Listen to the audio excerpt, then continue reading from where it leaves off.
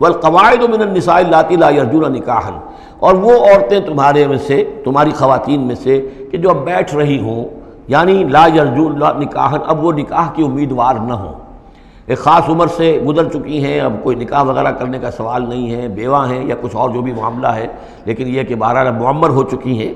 فلیس علیہن جناح ان یضعن ثیابہن، تو ان کے اوپر کوئی حرج نہیں ہے کہ وہ جو اپنے اضافی کپڑے ہیں وہ اتار دیا کریں، یعنی بڑی چادر لے کر ہی نکلنا ان کے لیے وہ لازم نہیں ہوگا، یا اگر اپنے گھروں کے اندر بیٹھ کر وہ جو اوڑھنیاں ہیں ان کو بکل مارنے کی جو ان کی پابندی دوسری خواتین پر ہے، اس میں ان کے لیے در بھی ہو سکتی ہے، اس لیے کہ اب وہ اس عمر سے گزر چکی ہیں۔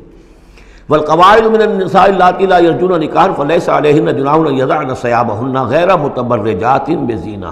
لیکن ان کی نیت یہ نہ ہو کہ وہ اپنی زینت کو وہ ظاہر کریں اور لوگوں کی نگاہوں میں لائیں، نیت کا معاملہ جو ہے وہ دوسرا ہے۔